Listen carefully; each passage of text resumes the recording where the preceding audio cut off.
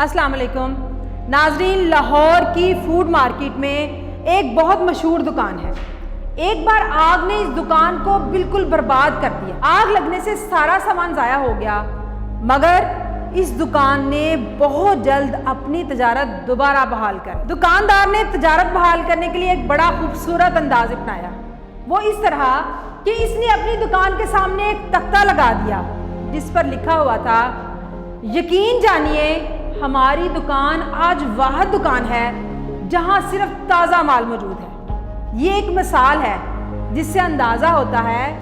Video میں آگے بڑھنے سے پہلے میری آپ سے ریکویسٹ ہے کہ اگر آپ میرے چینل پر نئے ہیں تو میرے چینل کو سبسکرائب کریں اور ساتھ موجود بیل آئیکن کو بھی پریس کریں تاکہ آپ کو ہر نئی ویڈیو کا نوٹیفیکیشن ملتا رہے۔ اور اگر آپ کو ویڈیو اچھی لگے تو تھمز اپ دیں اور دوسروں کے ساتھ شیئر کریں کہ آدمی بربادی سے دوچار ہونے کے بعد اگر اپنی عقل نہ کھوئے تو وہ نہ صرف دوبارہ کامیابی حاصل کر سکتا ہے بلکہ اپنی ناکامی کو اپنے لیے نئی کامیابی کا زینہ بنا سکتا ہے۔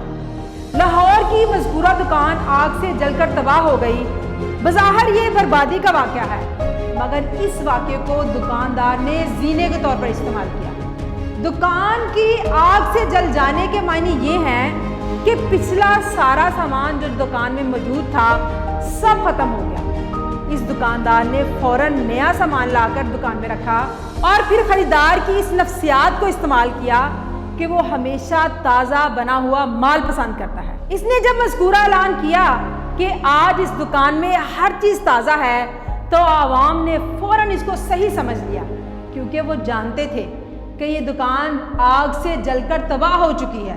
انہوں نے یقین کر لیا کہ اس کا سب سامان بالکل نیا ہے اور وہ خریداری کے لیے ٹوٹ پڑے۔ گزرے ہوئے نقصان کو اس نے بہت جلد زیادہ بکری کے ذریعے پورا حاصل کر لیا۔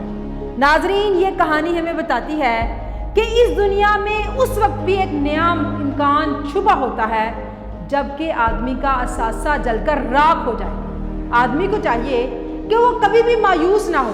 اگر کبھی زندگی میں ایسی تباہی آئے تو بربادی سے دوچار ہونے کے بعد فوراً وہ اپنی عقل کو استعمال کر کے نئی راہ کی تلاش میں لگا دے اور وہ پائے گا کہ جہاں اس کے لیے ایک امکان ختم ہوا تھا وہیں دوسرا زیادہ بہتر امکان اس کا انتظار کر رہا تھا۔ جہاں ایک تاریخ ختم ہوئی تھی وہاں اس کے لیے ایک نئی تاریخ شروع ہو گئی ہے۔ اس لیے جب بھی زندگی میں کوئی نقصان آئے تو سمجھیں یہ ایک نئی شروعات ہے، لیکن یہ شروعات کب ہوگی؟